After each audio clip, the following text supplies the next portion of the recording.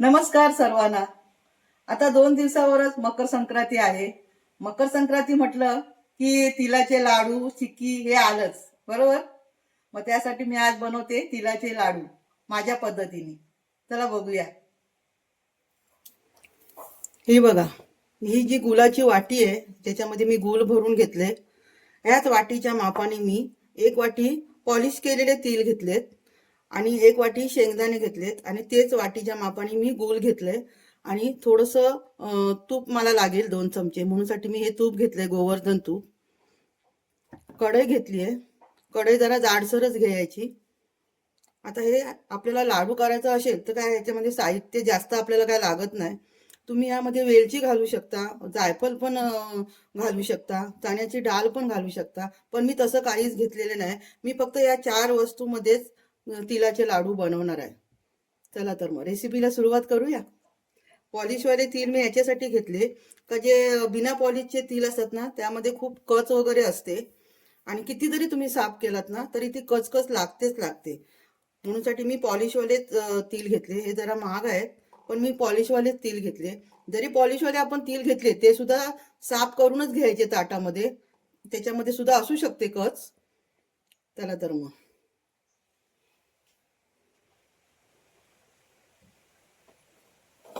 तवा मी तापायला ठेवलाय आणि यामध्ये घेते मी शेंगदाणे भाजून.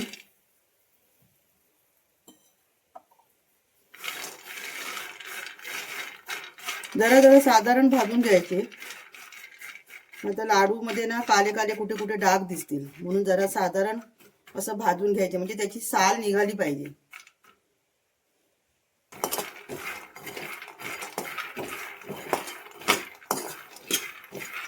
शेंगदाणे आपण भाजायला टाकले तव्यामध्ये ना की असं हलवतच राहायचं, म्हणजे एकाच बाजूला काले डाग पडतात, त्यामुळे आपले लाडू जरा खराब दिसतील. शेंगदाणे आपले भाजून झाले. कुठे कुठे डाग तर दिसतोच आहे, पण तसे जर काळे शेंगदाणे आपल्याला दिसले तर काढून टाकायचे. तर गॅस बंद करते मी.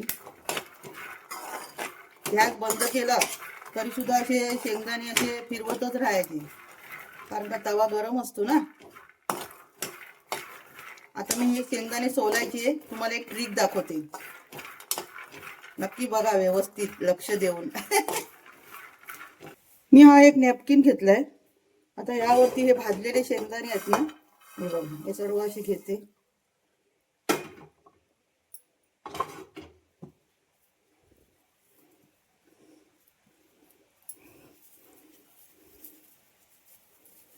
हे बघा असं झालं. आता हे जरासं असं आपटायचे, लादी फुटेल असं नाही. जरा जरा असं ठोकायचे त्याला. असं जरा जरा ठोकल्याच्या नंतर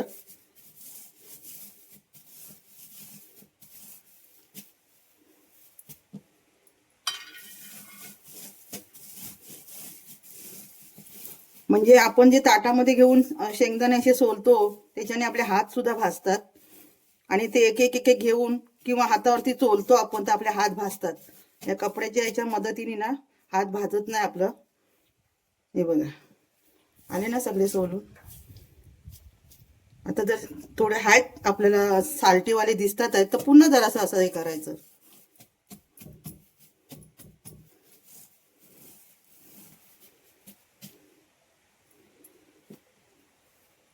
हे बघा आता हे सुपामध्ये किंवा ताटामध्ये घेऊन असं जरा पाकडायचे, सर्व सालं निघून जातील आणि थोडंसं असं राहतील ते असं जरा हाताने हे करायचं. आहे की नाही मस्त ट्रिक.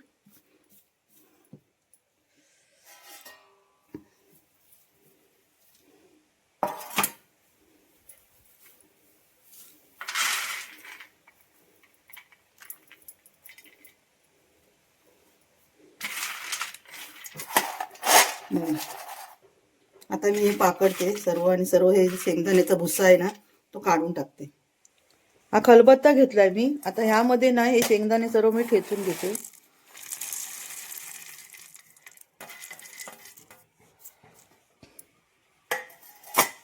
याच्या खाली मी कपडा ठेवलाय, आता लादी फुटायची.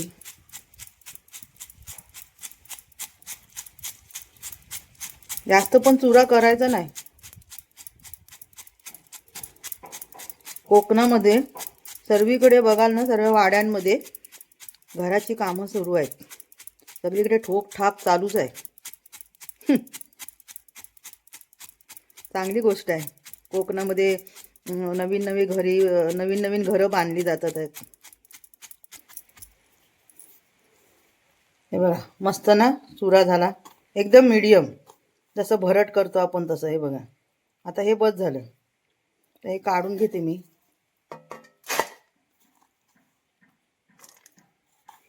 तुम्हाला जर शेंगदाणे अख्खे नको पाहिजे असेल, म्हणजे एवढे तुकडे पण नको पाहिजे असेल, तर तुम्ही ना मिक्सरला पण जरा असं भरडून घेऊ शकता, ते पण छान होतं. ज्यामध्ये मी शेंगदाणे भाजून घेतले त्यामध्येच मी ना आता तीळ पण भाजून घेते.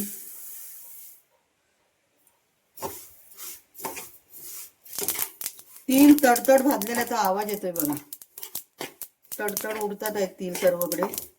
याचा अर्थ आता हे तीळ चांगले भाजले आहेत, रंग पण बदली झालाय बघा. आता मी गॅस बंद करते.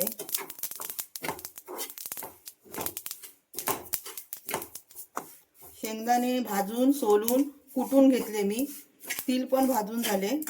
आता मी रेसिपीला सुरुवात करते. माझ्याकडे ही जाडी कढई आहे, मी मुंबईवरनं घेऊन आली आहे आणि वजन पण खूप आहे. आता ही ठेवते कढई मी गॅसवर.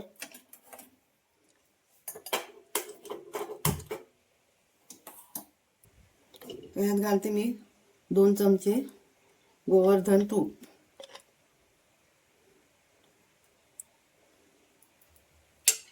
वाटी पूर्ण अशी पलटी नाही करायची तुपामध्ये, आता हे तूप अंगावरती उडू शकतं.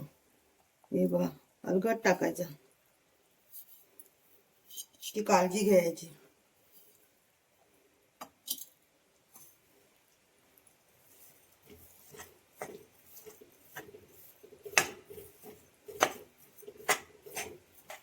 तूप वितळण्यासाठी ना गॅस मंदच ठेवायचा, आरामात वितळू दे. आणि जर बरोबर पाक जर झाला नाही ना, तर आपले लाडू बांधले जाणारच नाही, म्हणजे गोल होणारच नाही, असा चुरा होईल, चुरा. गूळ चांगलं उकळते बघा, मस्त फेस आलाय.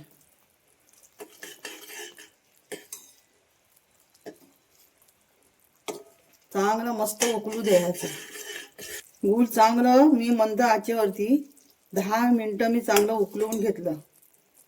फास्ट नाही करायचं गॅस, असं छान झालं पाहिजे बघा. आता मी गॅस बंद करते आणि त्यामध्ये शेंगदाणे आणि भाजलेली तीळ सोडते.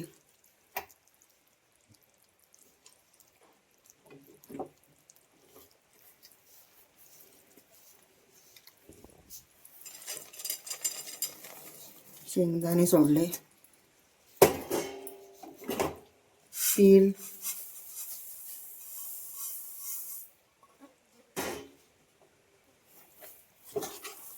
चांगलं मस्त लगेच गरम आहे तोपर्यंत एकजीव करून घ्यायचं.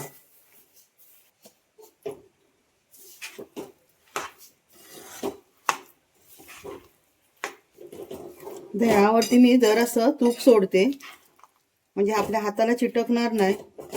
आणि हे जर थंड करायला म्हटलं ना, तर हे कडक होईल, आपल्याला लाडू बनवता येणारच नाही. कढईमध्ये ठेवते मी आणि तसेच बनवते. जर घट्ट झालं तर पुन्हा जरासं कढई ठेवायची गरम करायला, पुन्हा ते गूळ वितळलं ना की उरलेल्याचा पुन्हा लाडू बनवायचे. तर मी जरासं याच्यावरती तूप सोडते.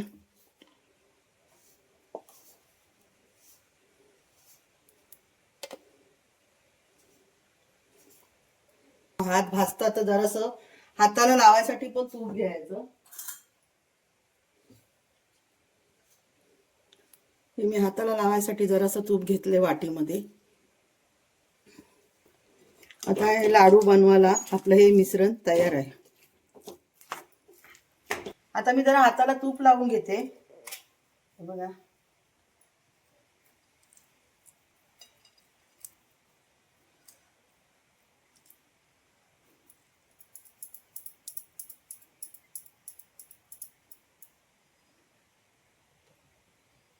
छान आपले लाडू तयार झाले.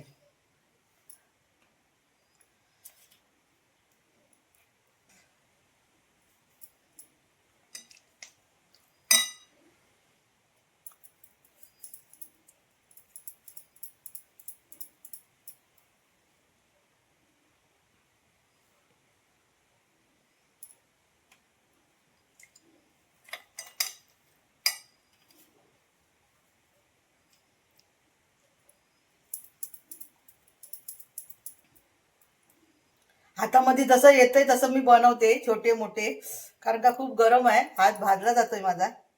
हे बघा, अशा प्रकारे हे सर्व लाडू मी बनवून घेते.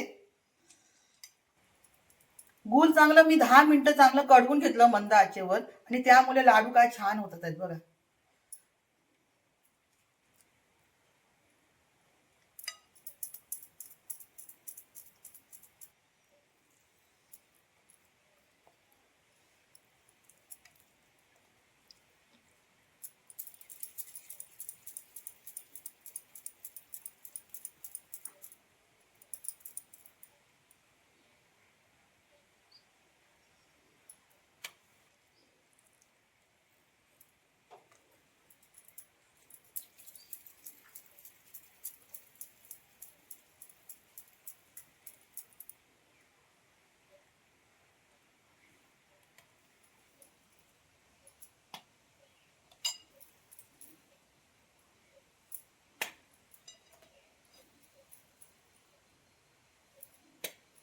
आता हे मिश्रण जे आहे ना, थोडं जरा कडक झालेलं आहे, तर मी जरा मामूली जरा कढई गरम करायला ठेवते, म्हणजे चांगलं नरम पण होईल आणि जरा लाडू आपल्याला बनवता पण येतील बरोबर.